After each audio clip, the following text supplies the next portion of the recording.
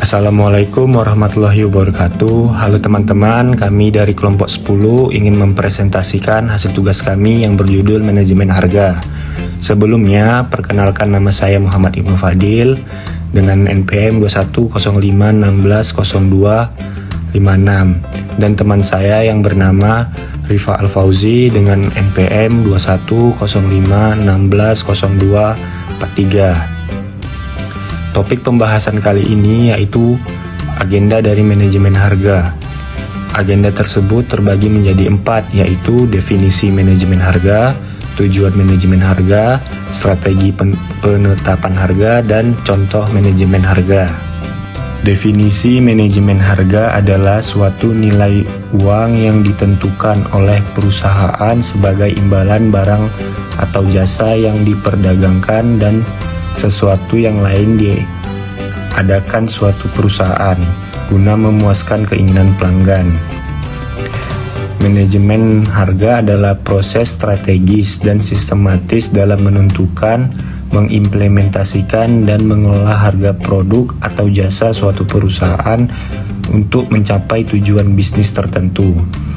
Menurut Philip Kotler, manajemen harga adalah proses manajerial untuk menetapkan dan menyesuaikan harga produk atau jasa untuk memaksimalkan keuntungan sambil memenuhi tujuan perusahaan dan memuaskan pelanggan.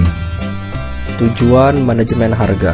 Jadi di sini ada beberapa tujuan manajemen harga, yaitu ada menetapkan harga yang optimal untuk mencapai profitabilitas tertinggi, kemudian ada menyeimbangkan volume penjualan dengan margin keuntungan, kemudian menggunakan strategi harga kompetitif untuk menarik lebih banyak pelanggan, memperluas basis pelanggan melalui penetrasi pasar, menggunakan harga untuk memposisikan produk atau jasa dalam pasar.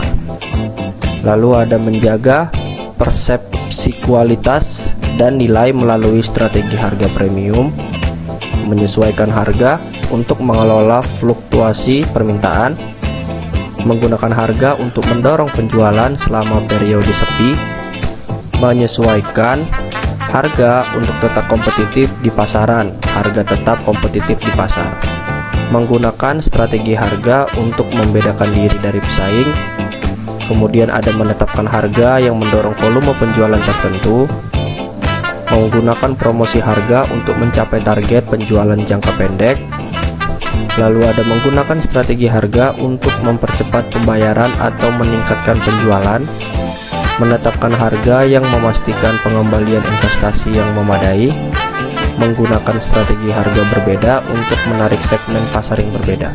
Kemudian menyesuaikan harga sesuai dengan tahapan siklus hidup produk atau pengenalan, pertumbuhan, kedewasaan, penurunan.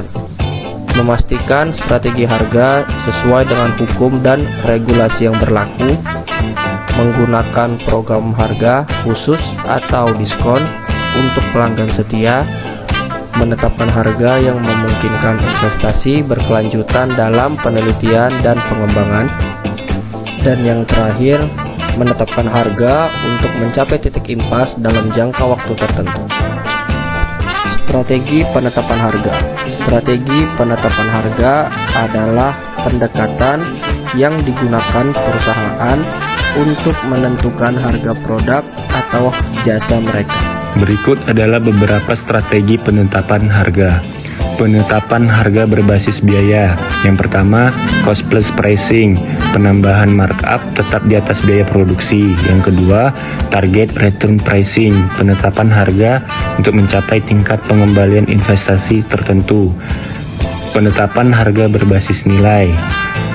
Yang pertama, value based pricing, menetapkan harga berdasarkan nilai yang dirasakan pelanggan.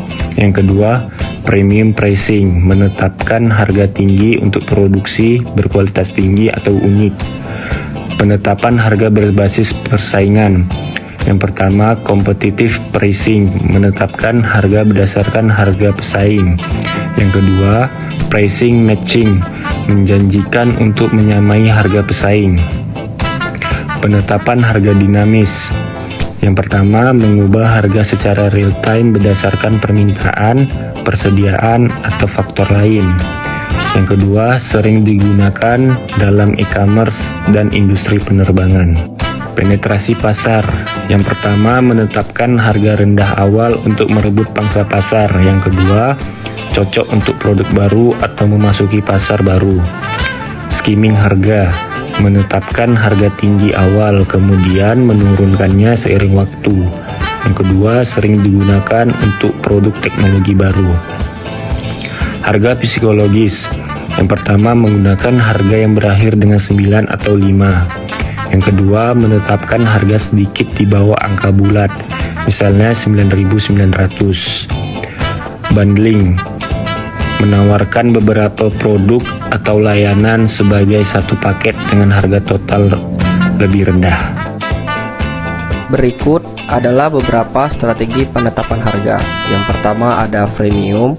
Premium adalah menawarkan layanan dasar gratis dan layanan premium berbayar, umum dalam aplikasi dan layanan digital. Yang kedua ada harga segmentasi. Harga segmentasi adalah menetapkan harga berbeda untuk segmen pasar yang berbeda. Contoh, harga tiket bioskop berbeda untuk pelajar, dewasa, dan lansia. Yang ketiga ada harga geografis. Harga geografis adalah menyesuaikan harga berdasarkan lokasi geografis dan mempertimbangkan biaya transportasi, pajak lokal, dan daya beli regional. Kemudian yang keempat ada promosi. Harga promosi adalah menurunkan harga sementara untuk meningkatkan penjualan jangka pendek, termasuk diskon, kupon, dan penawaran khusus. Kemudian yang kelima ada loss leader pricing. Loss leader pricing adalah menjual produk tertentu di bawah harga biaya untuk menarik pelanggan, bertujuan meningkatkan penjualan produk lain dengan margin yang lebih tinggi. Kemudian yang keenam ada subscription pricing. Subscription pricing adalah mengenakan biaya berulang untuk akses berkelanjutan ke produk atau layanan, umum dalam layanan streaming dan software as a service. Kemudian yang ketujuh ada pay what you want. Pay what you want adalah memungkinkan pelanggan menentukan harga yang ingin mereka bayar. Sering digunakan dalam industri kreatif atau untuk tujuan amal. Dan yang kedelapan ada captive product pricing. Captive product pricing adalah menetapkan harga rendah untuk produk utama, tetapi tinggi untuk produk pelengkap. Contoh, printer murah tapi tintanya mahal. Contoh manajemen harga. Contoh bagaimana teori manajemen harga diterapkan dalam praktik bisnis nyata, yaitu penetapan harga dinamis. Contoh, maskapai penerbangan sering menggunakan penetapan harga dinamis, di mana harga tiket berubah berdasarkan permintaan, waktu pemesanan, dan faktor lainnya. Harga tiket bisa lebih mahal saat liburan atau lebih murah jika dipesan jauh-jauh hari. Bundling. Contoh, McDonald's sering menawarkan paket makanan, misalnya seperti burger, tambah kentang goreng, tambah minuman, dengan harga yang lebih murah dibandingkan dengan membeli per item tersebut secara terpisah. Harga berlangganan. Contoh, Netflix menawarkan beberapa tingkat harga berlangganan dengan fitur yang berbeda, memungkinkan pelanggan memilih paket yang sesuai dengan kebutuhan dan anggaran mereka. Diskon kuantitas. Contoh dari diskon kuantitas adalah wholesaler. Perusahaan grosir sering menawarkan diskon untuk pembelian dalam jumlah besar, mendorong pelanggan untuk membeli lebih banyak. Strategi premium. Contohnya yaitu Spotify. Spotify menawarkan layanan gratis dengan iklan dan layanan premium berbayar tanpa iklan. Ini adalah contoh manajemen harga yang bertujuan untuk menarik pengguna dengan layanan gratis dan kemudian mengkonversi mereka menjadi pelanggan berbayar. Penetapan harga psikologis. Contohnya, toko retail banyak menggunakan harga seperti 99.000 dibandingkan 100.000, memanfaatkan persepsi konsumen bahwa 99.000 jauh lebih murah daripada 100.000. Penetapan harga berdasarkan nilai. Contohnya Apple. Apple sering menetapkan harga produknya lebih tinggi dari pesaing, mengandalkan persepsi nilai merek dan kualitas produk yang tinggi. Penetapan harga musiman. Contohnya yaitu industri fashion. Sering mengubah harga berdasarkan musim, misalnya menurunkan harga pakaian musim panas menjelang musim gugur. Harga penetrasi pasar, contohnya yaitu Xiaomi. Ketika pertama kali memasuki pasar, Xiaomi menawarkan smartphone dengan spesifikasi tinggi, namun harga rendah untuk merebut pangsa pasar. Skimming harga. Contoh dari skimming harga yaitu perusahaan teknologi saat meluncurkan produk baru dan inovatif. Perusahaan seperti Sony atau Samsung sering menetapkan harga tinggi di awal untuk mengambil kirim dari pasar sebelum menurunkan harga secara bertahap. Etika dalam manajemen harga. Etika dalam manajemen harga adalah aspek penting yang harus diperhatikan oleh setiap perusahaan. Berikut adalah beberapa aspek etika dalam manajemen harga. Yang pertama ada transparansi, memberikan informasi harga yang jelas dan mudah dipahami, serta menghindari biaya tersembunyi atau praktek bait and switch. Yang kedua ada keadilan, menetapkan harga yang wajar berdasarkan nilai produk dan menghindari diskriminasi harga yang tidak adil. Yang ketiga ada kejujuran dalam promosi, tidak melebih-lebihkan diskon atau penghematan dan menghindari klaim palsu tentang harga terendah atau jaminan harga. Yang keempat ada perlindungan data pelanggan, menggunakan data pelanggan untuk personalisasi harga secara etis dan menjaga privasi informasi pelanggan. Yang kelima, menghindari eksploitasi, tidak mengambil keuntungan dari situasi darurat atau kerentanan konsumen, dan menghindari penetapan harga yang sangat tinggi untuk produk esensial.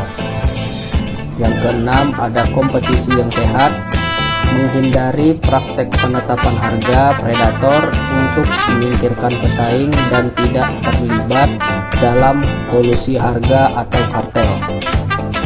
Yang ketujuh ada kepatuhan hukum, mematuhi regulasi harga dan undang-undang perlindungan konsumen dan menghindari praktek monopoli atau oligopoli yang ilegal. Kemudian yang kedelapan, pertimbangan sosial, mempertimbangkan dampak harga terdapat masyarakat luas dan menyediakan opsi yang terjangkau untuk produk atau layanan penting. Faktor-faktor yang mempengaruhi penetapan harga. Ada persaingan, ada harga pesaing, strategi harga pesaing, posisi pasar relatif terhadap pesaing, jumlah dan kekuatan pesaing. Kemudian ada tujuan perusahaan, yaitu target profit, target pangsa pasar, tujuan pertumbuhan, dan strategi positioning merek. Kemudian ada siklus hidup produk, yaitu tahap produk atau pengenalan, pertumbuhan, kedewasaan, dan penurunan, dan tingkat inovasi dan keunikan produk. Kemudian ada psikologi konsumen, yaitu persepsi nilai oleh konsumen, sensitivitas harga, dan efek psikologis dari strategi harga, misalnya harga berakhiran 9. Selanjutnya ada faktor sosial dan etika, yaitu tanggung jawab sosial perusahaan, isu keberlanjutan dan lingkungan, persepsi publik terhadap praktik kerja. Selanjutnya ada faktor internal perusahaan, yaitu kapasitas produksi, strategi pemasaran keseluruhan, struktur organisasi dan pengambilan keputusan. Selanjutnya biaya produksi dan operasional, yaitu biaya bahan baku, biaya tenaga kerja, biaya overhead, biaya distribusi dan logistik. Yang terakhir permintaan pasar, yaitu elastisitas harga permintaan, tren pasar dan musiman, daya beli konsumen, dan preferensi perilaku konsumen. Sekian dari kelompok kami, lebih dan kurang mohon maaf. Assalamualaikum warahmatullahi wabarakatuh. Thanks for watching.